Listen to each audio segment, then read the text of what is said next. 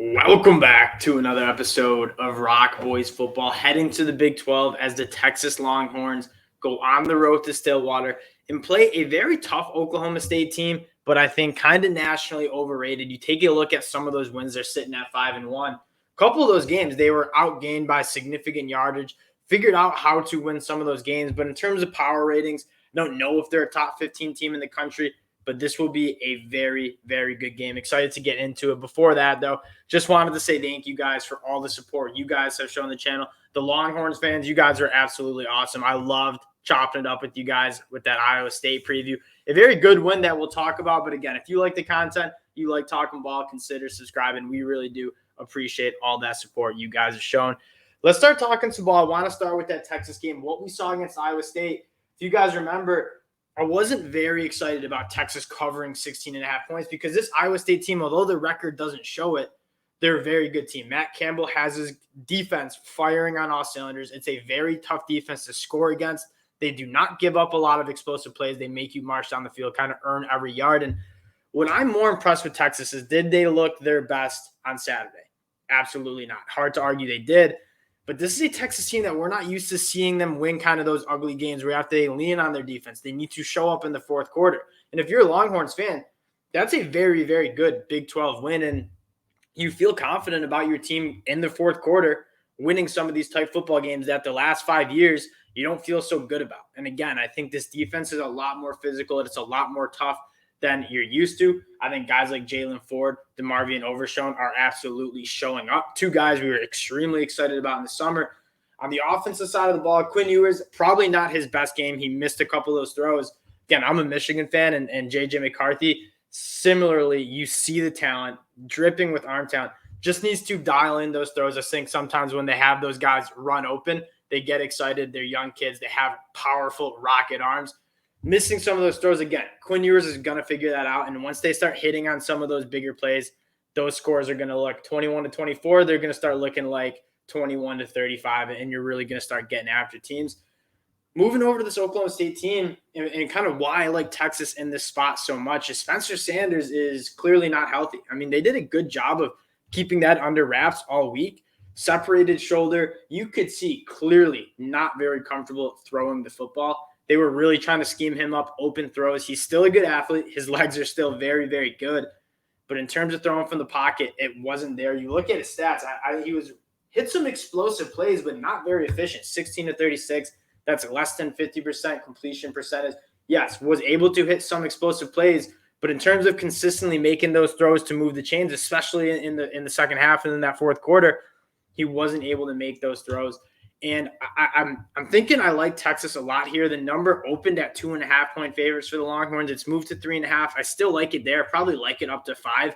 Again, not taking Texas to cover over a touchdown because this game probably will be close. This Oklahoma State team, as much as I said I didn't like them, they're still a very good team. That defense still gives you a lot of problems, specifically up front. And I think one of the biggest stories is this Texas offensive line, which was the unit we were most worried about on the offensive side of the football.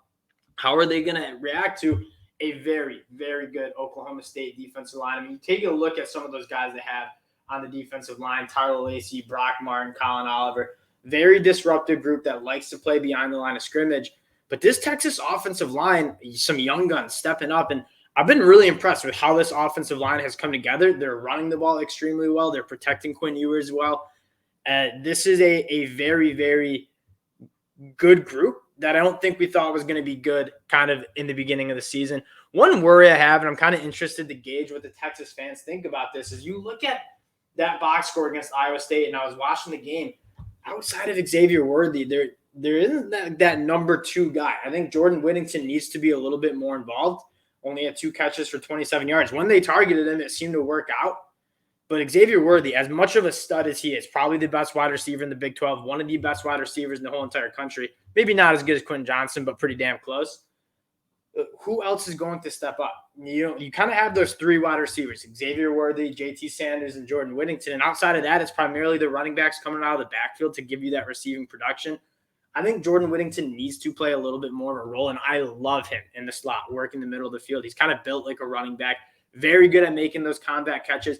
I want to see him get more touches. He's very, very good with the ball in his hands. Yes, Xavier Worthy needs his targets. He needs his touches.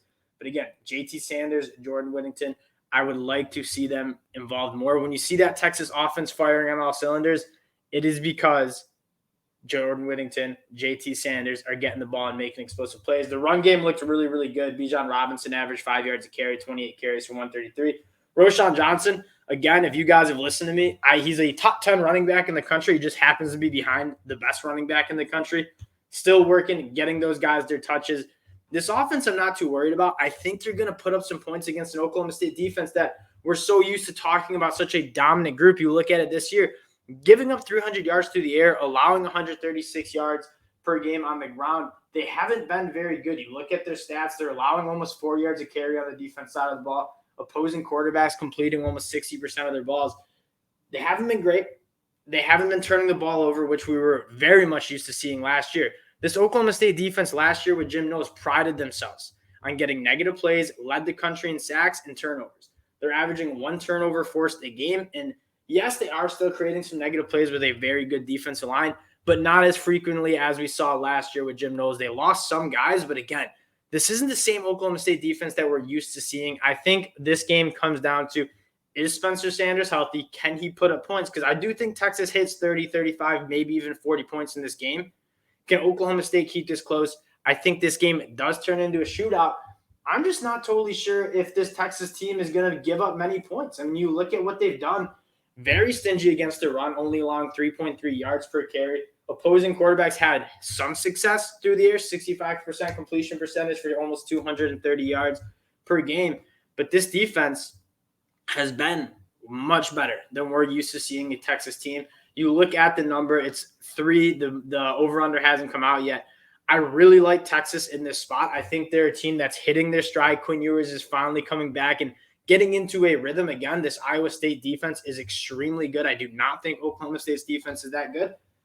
They're going to put up more than 24 points. I don't know if Oklahoma State has Spencer Sanders healthy enough. I don't know if they have the weapons on the outside to really put up a ton of points on Texas. I think Texas could win this by over a touchdown. Really like them to cover the 3 points. And again, this Texas defense, especially with those linebackers and Jalen Ford and DeMarvion Overshown, I really like. Ryan Watts had a very, very good game. Deshaun Jameson is a guy who turns over the ball a lot in the back end. This defense is active. They get after the passer. They're very, very good in the secondary, and they have 2 really, really good linebackers.